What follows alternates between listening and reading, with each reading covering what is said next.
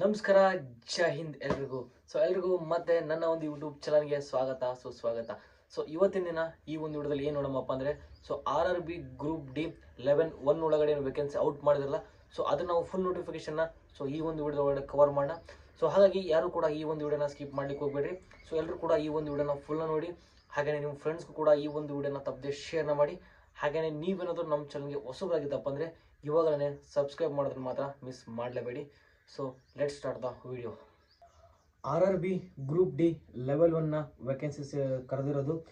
ಇದ್ರೊಳಗಡೆ ನಿಮಗೆ total vacancy ನೋಡೋದಾಯ್ತಪ್ಪ ಅಂದರೆ 22,000ಕ್ಕೂ ಹೆಚ್ಚು ವೇಕೆನ್ಸಿಗಳು ನಿಮಗೆ ಇದ್ರೊಳಗಡೆ ನೋಡ್ಲಿಕ್ಕೆ ಸಿಗ್ತಾ ಇರೋದು. ಹಾಗೆಯೇ ಇದ್ರೊಳಗಡೆ ಏಜ್ ಆ್ಯಂಡ್ ಕ್ವಾಲಿಫಿಕೇಷನ್ ಎಷ್ಟಿರ್ಬೇಕಂತ ಹೇಳ್ಬಿಟ್ಟು ಇವಾಗ ನಾನು ಈ ಒಂದು ಸಂಪೂರ್ಣ ತಿಳಿಸ್ಕೊಡ್ತೀನಿ. ಮೊದಲೇದ ನೋಡೋದಪ್ಪ ಅಂದರೆ ಈ ಒಂದು ಶಾರ್ಟ್ ನೋಟಿಫಿಕೇಶನ್ ಬಂದಿದ್ದು ನಿಮಗೆ ಡಿಸೆಂಬರ್ 23 ಬಂದಿದೆ. ಹಾಗೆ ಅಪ್ಲೈ ಮಾಡೋಕೆ ನಿಮ್ಗೆ ಯಾವಾಗಿಂದ ಅಪ್ಲಿಕೇಶನ್ ಸ್ಟಾರ್ಟ್ ಆಯ್ತಪ್ಪ ಅಂದರೆ ಜನವರಿ 21ರಿಂದ ಅಪ್ಲಿಕೇಶನ್ ಹಾಕಕ್ಕೆ ಇದ್ರೊಳಗಡೆ ಸ್ಟಾರ್ಟ್ ಐತಿ. ಯಾರೆಲ್ಲ RRBಗೆ ಅಪ್ಲಿಕೇಶನ್ ಹಾಕ್ಬೇಕು ಅನ್ಕೊಂಡಿದ್ರಲ್ಲ, ಇನ್ನೂ ನಿಮ್ಗೆ 20 ದಿನಗಳ ಟೈಮ್ ಐತಿ. ಇವಾಗ ಇದನ್ನು ನೀವು ನಿಮ್ಮ ಒಂದು ತಯಾರಿನ ಸ್ಟಾರ್ಟ್ ಮಾಡ್ಕೊಳ್ರಿ. ಇದಾದಮೇಲೆ ನಿಮಗೆ ಏಜ್ ಆ್ಯಂಡ್ ಕ್ವಾಲಿಫಿಕೇಷನ್ ಅಂದರೆ ನಿಮಗೆ ಏಜ್ 18ರಿಂದ 36 ವಯಸ್ಸು ಒಳಗಡೆ ಇತ್ತಪ್ಪ ಅಂದರೆ ಆರಾಮಾಗಿ ಅಪ್ಲೈನ ಮಾಡ್ಬೋದು. ಹಾಗೆಯೇ ನಿಮಗೆ ಕ್ಯಾಸ್ಟ್ ವೈಸ್ ನಿಮಗೆ ಏಜ್ ರಿಲ್ಯಾಕ್ಸೇಷನ್ ಕೂಡ ನಿಮಗೆ ಸಿಗುತ್ತೆ. SC ST OBC ದವರಿಗೆ ರಿಲ್ಯಾಕ್ಸೇಷನ್ ಕೂಡ ಸಿಗುತ್ತೆ. ಅದಾದಮೇಲೆ ನಿಮ್ಮದು ಕ್ವಾಲಿಫಿಕೇಷನ್ ಏನಪ್ಪ ಅಂದರೆ ಜಸ್ಟ್ ನೀವು 10th ಪಾಸ್ ಆಗಿದ್ರೆ ಸಾಕು, ನೀವು ಆರಾಮಾಗಿ ಅಪ್ಲೈನ ಮಾಡ್ಬೋದು. ಅದಾದಮೇಲೆ ITI ಪಾಸ್ ಆದ್ರಿಗೆ ITI ಪಾಸ್ ಆದರೂ ಕೂಡ ಆರಾಮಾಗಿ ಅಪ್ಲೈನ ಮಾಡ್ಬೋದು. ಹಾಗೆಯೇ OBC ಅವ್ರಿಗೆ ಫೀ ಎಷ್ಟು ಇರುತ್ತಪ್ಪ ಅಂದರೆ 500 ರೂಪಾಯಿ ಅವ್ರಿಗೆ ಫೀಸ್ ಇರುತ್ತೆ.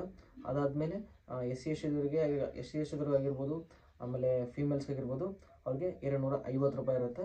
ಆಮೇಲೆ ನಿಮ್ಮದು ಎಕ್ಸಾಮ್ ಬರೆದ್ಮೇಲೆ ನಿಮ್ಮ ಅಮೌಂಟು ನಿಮ್ಗೆ ವಾಪಸ್ ರೀಫಂಡ್ ಆಗುತ್ತೆ. ಅವ್ರು ಯಾವುದೇ ರೀತಿ ಚಾರ್ಜಸ್ ತೊಗೊಳಂಗಿಲ್ಲ. ಅವ್ರು ನಿಮ್ಗೆ ವಾಪಸ್ ಅಮೌಂಟ್ನ ರೀಫಂಡ್ ಮಾಡ್ತಾರೆ. ಪೋಸ್ಟ್ ವೈಸ್ ಎಷ್ಟೆಷ್ಟಿದೆ ಎಷ್ಟೆಷ್ಟಿಲ್ಲ ಅಂತ ಹೇಳ್ಬಿಟ್ಟು ಸಂಪೂರ್ಣವಾಗಿ ಈ ಒಂದು ವಿಡಿಯೋದಲ್ಲಿ ನಾವು ತಿಳ್ಕೊಳ್ಳೋಣ. ಅದಾದಮೇಲೆ ವೇಕೆನ್ಸಿ ಬಗ್ಗೆ ನೋಡೋದಾಯ್ತಪ್ಪ ಅಂದರೆ RRB ರೈಲ್ವೆ ಡಿ ಗ್ರೂಪಲ್ಲಿ 2018 62,000ಕ್ಕೂ ಹೆಚ್ಚು ವೇಕೆನ್ಸಿನ ಕರೆದಿದ್ರು.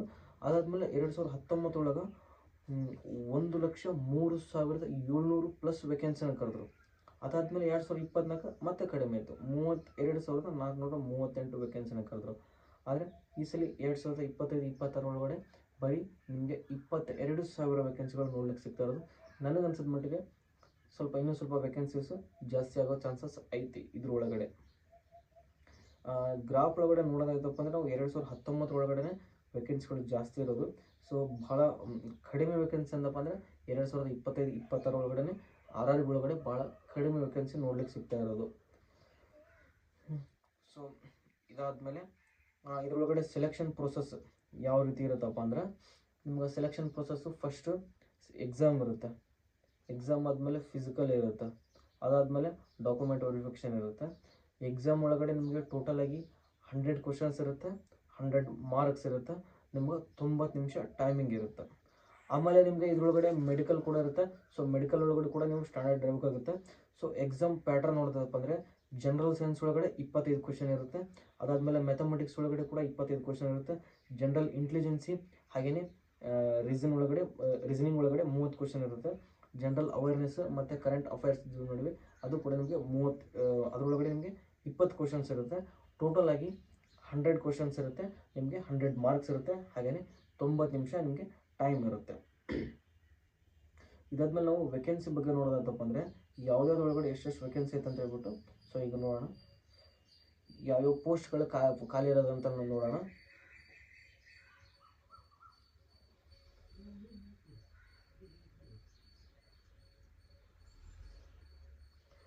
ಮೊದಲೇ ನೋಡೋದಪ್ಪ ಅಂದರೆ ಟ್ರ್ಯಾಕ್ ಮಷಿನ್ ಅಸಿಸ್ಟೆಂಟ್ ಬೇಕಾಗಿರೋದು. ಇದರೊಳಗಡೆ ಟೋಟಲ್ ಪೋಸ್ಟ್ 600 ಇರೋದು. ಅದಾದಮೇಲೆ ಅಸಿಸ್ಟೆಂಟ್ ಬ್ರಿಡ್ಜ್ ಅಂತ ಇರೋದು. ಇದರೊಳಗಡೆ ನಿಮಗೆ 600 ಇರೋದು.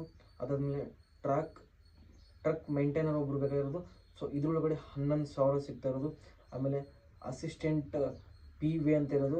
ಇದರೊಳಗಡೆ ಕೂಡ ನಿಮಗೆ 300 ವೇಕೆನ್ಸಿ ಸಿಗ್ತಾ ಇರೋದು. ಆಮೇಲೆ ಅಸಿಸ್ಟೆಂಟ್ ಟ್ರೇಡ್ ಅಂತ ಸಿಗ್ತಾ ಇರೋದು. ಇದರೊಳಗಡೆ ನಿಮಗೆ 800 ವೇಕೆನ್ಸಿ ಸಿಗ್ತಾ ಇರೋದು. ಹಾಗೆಯೇ ಅಸಿಸ್ಟೆಂಟ್ ಲೋಕಲ್ ಶೆಡ್ ಎಲೆಕ್ಟ್ರಿಕಲ್ ಅಂತ ಹೇಳೋದು. ಇದರೊಳಗಡೆ ನಿಮಗೆ ಟೋಟಲ್ 200 ವೇಕೆನ್ಸಿ ಸಿಗ್ತಾ ಇರೋದು. ಹಾಗೆಯೇ ಅಸಿಸ್ಟೆಂಟ್ ಆಪರೇಷನ್ಸ್ ಎಲೆಕ್ಟ್ರಿಕಲ್ ಅಂತ ಐತಿ, ಇದರೊಳಗಡೆ 500 ವೇಕೆನ್ಸಿ ಸಿಗ್ತಾ ಇರೋದು. ಹಾಗೆಯೇ assistant TL and AC, AC and TL assistant total 5,000 vacancy ಇರೋದು. ಆಮೇಲೆ assistant of C and W mechanical, so ಇವರಿಗೆ 1000 ವೇಕೆನ್ಸಿ ಸಿಕ್ಕಲ್ಲಿರೋದು. ಹಾಗೆಯೇ ಪಾಯಿಂಟ್ಸ್ ಮ್ಯಾನ್ ಬಿ ಅಂತೇಳಿ ಟ್ರಾಫಿಕ್, ಸೊ ಅವ್ರಿಗೆ 5000 ವೇಕೆನ್ಸಿ ಸಿಗ್ತಾ ಇರೋದು.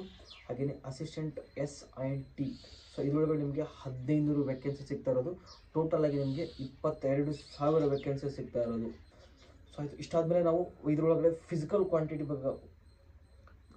ಬಗ್ಗೆ ಮಾತಾಡೋದಾಯ್ತಪ್ಪ ಅಂದರೆ, ಫಿಸಿಕಲ್ ಒಳಗಡೆ ಗಂಡು ಮಕ್ಕಳಾಗಿರ್ಬೋದು ಹೆಣ್ಮಕ್ಳಾಗಿರ್ಬೋದು, ಸೊ ಇಬ್ಬರು ಕೂಡ ಫಿಸಿಕಲ್ ಇರುತ್ತೆ. ಸೊ ಮೊದಲದಾಗಿ ಗಂಡು ಮಕ್ಕಳ ಬಗ್ಗೆ ನೋಡೋದೈತಪ್ಪ ಅಂದರೆ, ಸೊ ಗಂಡು ಮಕ್ಕಳಿಗೆ 35 kg ವೇಟ್ನ ಓರಿಸಿ, ಸೊ ಅವ್ರಿಗೆ 100 ಮೀಟರ್ ರನ್ನಿಂಗ್ನ ಕಂಪ್ಲೀಟ್ ಮಾಡಬೇಕಾಗುತ್ತೆ.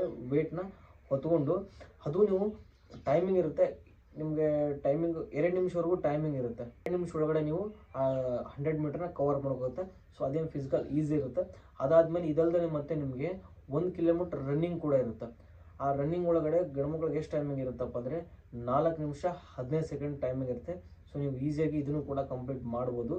ಅದಾದಮೇಲೆ ಫೀಮೇಲ್ಸ್ ಅಂದರೆ ಹೆಣ್ಮಕ್ಳಿಗೆ ನೋಡೋದಪ್ಪ ಅಂದರೆ 20 kg ವೇಟ್ನ ಹೊತ್ಕೊಂಡು 25 kg ವೇಟ್ನ ಹೊತ್ಕೊಂಡು 20 to 25 ಅದ್ರ ಒಳಗಡೆ ಐತಿ. ಸೊ ಆ ವೇಟ್ನ ಹೊತ್ಕೊಂಡು ನೀವು 100 ಮೀಟರ್ ಕಂಪ್ಲೀಟ್ ಮಾಡಬೇಕು. ನಿಮಗೂ ಟೈಮಿಂಗ್ ಕೂಡ 2 ನಿಮಿಷ ಇರುತ್ತೆ. ಅದಾದಮೇಲೆ ನಿಮಗೂ ಕೂಡ 1000 ಮೀಟರ್ ರನ್ನಿಂಗ್ ಇರುತ್ತೆ. ಆದರೆ ನಿಮ್ಗೆ ಟೈಮಿಂಗ್ ಸ್ವಲ್ಪ ಜಾಸ್ತಿ ಇರುತ್ತೆ. 5 ನಿಮಿಷ 30 ಸೆಕೆಂಡು, 5 ನಿಮಿಷ 40 ಸೆಕೆಂಡ್ ನಿಮ್ಗೆ ಟೈಮಿಂಗ್ ಇರುತ್ತೆ. ಅಷ್ಟರೊಳಗಡೆ 1 ಕಿಲೋಮೀಟರ್ನ ನೀವು ಕಂಪ್ಲೀಟ್ ಮಾಡಬೇಕಾಗುತ್ತೆ. ಸೊ ಇಷ್ಟು ನಿಮ್ಗೆ ಫಿಸಿಕಲ್ ಕ್ವಾಂಟಿಟಿ ಇರುತ್ತೆ. ಇದಾದಮೇಲೆ ನಿಮ್ಗೆ ಡಾಕ್ಯುಮೆಂಟ್ ವೆರಿಫಿಕೇಷನು, ಮೆಡಿಕಲ್ಲು, ಸೊ ಈ ರೀತಿ ನಿಮ್ಗೆ ಇದರೊಳಗಡೆ ಇರುತ್ತೆ. ಆಮೇಲೆ ಇದಕ್ಕೆ ಅಪ್ಲಿಕೇಶನ್ ಅಪ್ಲೈ ಮಾಡೋಕೆ ಏನೆಲ್ಲ ನಿಮ್ಗೆ ಡಾಕ್ಯುಮೆಂಟ್ಸ್ ಬೇಕಪ್ಪ ಅಂದರೆ, ಮೊದಲಾಗಿ ನಿಮ್ಮದು ಆಧಾರ್ ಕಾರ್ಡ್ ಇರಬೇಕಾಗುತ್ತೆ. ಅದಾದಮೇಲೆ ನಿಮ್ಮದು SLC ಮುಗಿದಪ್ಪ ಅಂದರೆ SLC ಮಾರ್ಕ್ಸ್ ಕಾರ್ಡು, ITI ಮುಗಿದಪ್ಪ ಅಂದರೆ ITI ಮಾರ್ಕ್ಸ್ ಕಾರ್ಡ್ ಇರಬೇಕಾಗುತ್ತೆ. ಅದಾದಮೇಲೆ ನಿಮ್ಮದೊಂದು ಫೋಟೋ, ಹಾಗೆ ನಿಮ್ಮದು ಸಿಗ್ನೇಚರ್. ಅದಾದಮೇಲೆ ನಿಮ್ಮದು ಕ್ಯಾಸ್ಟ್ ಸರ್ಟಿಫಿಕೇಟ್ ಬೇಕಾಗುತ್ತೆ. ಆಮೇಲೆ ಕ್ಯಾಸ್ಟ್ ಸರ್ಟಿಫಿಕೇಟ್ ಕಂಪಲ್ಸರಿಯಾಗಿ ನಿಮಗೆ ಇಂಗ್ಲೀಷಲ್ಲಿ ಇರಬೇಕಾಗುತ್ತೆ. ಯಾಕಪ್ಪ ಅಂದರೆ ಇದು ಸೆಂಟ್ರಲ್ ಗೌರ್ಮೆಂಟ್ ಜಾಬ್ ಆಗಿರೋದ್ರಿಂದ ಇದಕ್ಕೆ ಯಾವುದೇ ರೀತಿ ನಿಮ್ಮದು ಕನ್ನಡದಲ್ಲಿ ಜಾತಿಯಾದ ಇತ್ತಪ್ಪ ಅಂದರೆ ಇದರೊಳಗಡೆ ನಡೆಯೋಂಗಿಲ್ಲ. ನೀವು ಇಂಗ್ಲೀಷಲ್ಲೇ ಮಾಡಿಸ್ಬೇಕಾಗುತ್ತೆ. ಹಾಗಾಗಿ ಯಾರೆಲ್ಲ ಇನ್ನೂ ಮಾಡಿಸಿಲ್ವೋ, ಸೊ ನಿಮಗೆಲ್ಲ ಟೈಮಿಂಗ್ ಐತಿ.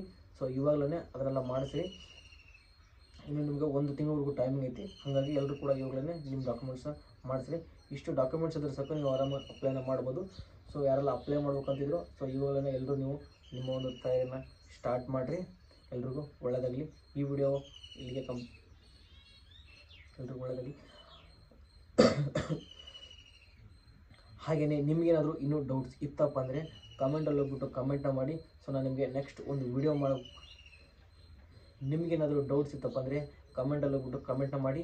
ಸೊ ನಮಗೆ ನೆಕ್ಸ್ಟ್ ಬರೋ ವಿಡಿಯೋದಲ್ಲಿ ಇನ್ನೂ ಕ್ಲಿಯರಾಗಿ ನಿಮಗೆ ವಿಡಿಯೋ ಮಾಡಿಬಿಟ್ಟು ನಿಮ್ಮ ಒಂದು ಕ್ವಶನ್ಗೆ ಕಂಪ್ಲೀಟಾಗಿ ನೆಕ್ಸ್ಟ್ ವಿಡಿಯೋದಲ್ಲಿ ಆನ್ಸರ್ನ ಮಾಡ್ತೀನಿ.